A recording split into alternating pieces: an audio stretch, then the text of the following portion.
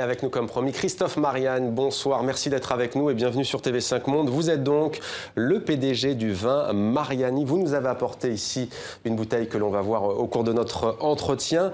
Je le disais, on en a parlé il y a quelques mois sur TV5 Monde. D'ailleurs, vous aviez vu cet entretien et vous nous avez contacté pour dire qu'eh bien non, contrairement à ce que l'on disait à l'époque, l'aventure n'était absolument pas terminée puisque grâce à vous, cette boisson renaît. Rappelez-nous d'abord, c'est quoi le vin Mariani? Le vin Mariani, il faut savoir que déjà, c'était une boisson qui était mondialement connue à l'époque. Ouais.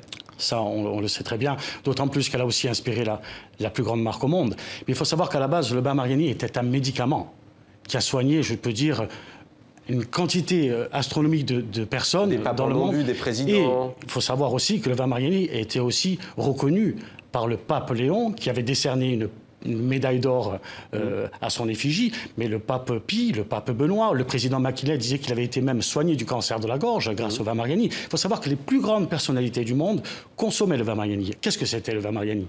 Eh bien, le vin Mariani, c'était un médicament d'un breuvage qui avait été conçu par Angelo Mariani. Et il faut savoir une chose, c'est que le vin Mariani est né à Bastia, en Corse, en 1863. Angelo Mariani, sortant de là, il a besoin de s'expatrier, besoin de gagner sa vie. Il part de Perocasevich, Bastia, il monte à Paris. Et en 1870, qu'est-ce qu'il fait? Il développe cette formule qu'il avait mise au point avec son père.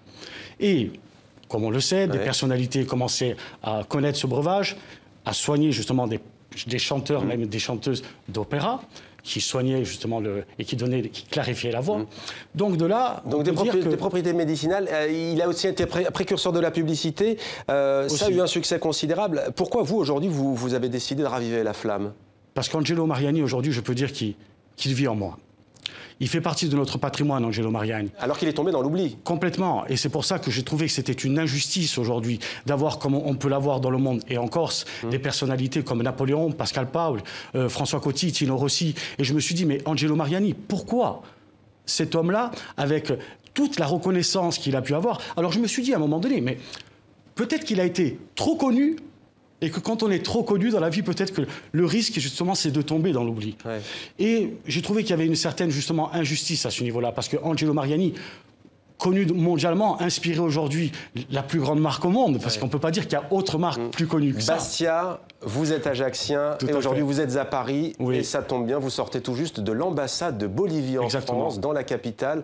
Racontez-nous, qu'est-ce qui s'est décidé? Vous avez besoin d'ingrédients pour cette boisson, il me semble. On a besoin d'ingrédients, on a besoin d'extraits de coca. Et aujourd'hui, la meilleure façon de pouvoir mieux avancer sur ce projet, c'était de pouvoir travailler main dans la main et de créer un partenariat, je dirais, entre notre pays, parce que je peux dire que la Corse aujourd'hui, on dirait que c'est une région. Moi, je peux dire que la Corse aujourd'hui, c'est un pays avec ses origines, sa langue.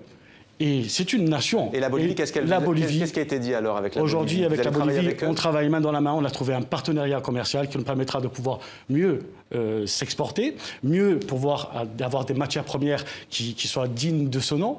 En même temps, essayer de pouvoir développer des produits dérivés. Mais en même temps, la Bolivie, nous avons aussi l'intention de créer une entreprise en Bolivie de façon à pouvoir créer une synergie et on peut dire aussi une certaine économie. Parce que c'est déjà commercialisé. Comment celles et ceux qui nous regardent peuvent trouver votre boisson? Aujourd'hui, on a un site internet qui s'appelle donc vinmariani.fr.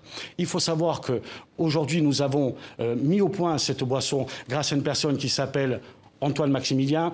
J'ai été accompagné aussi par une personne qui a été élue meilleur caviste de France, qui s'appelle Nicolas Stromboni, qui a le chemin des vignobles à Ajaccio. J'ai eu la chance de rencontrer aussi donc Alain Del Pérou, qui m'a aussi beaucoup aidé, et même amené à rencontrer même la famille, la dernière descendante, Marie-Ange Marély, que j'en profite de saluer. Mais c'est un parcours qui n'a pas été en vain. Je veux dire, je ne suis pas tout seul. J'ai été et j'ai eu la chance de rencontrer les bonnes personnes. C'est une aventure collective. Hein. Complètement. Merci beaucoup. Excusez-moi, je vais en profiter aussi pour remercier aussi les élus corses et je dirais même le peuple corse qui est derrière ce projet-là et qui nous soutient. Et j'ai besoin. Où est-ce qu'on le trouve peut-être? Vous avez dit Internet. Dans le principe, ce que je disais, c'est qu'on a donc le site Internet. Il y a une série collector qui est en vente au chemin des vignobles, qui est limitée à 200 exemplaires. Et à partir du 17 décembre, c'est ça la date la plus importante.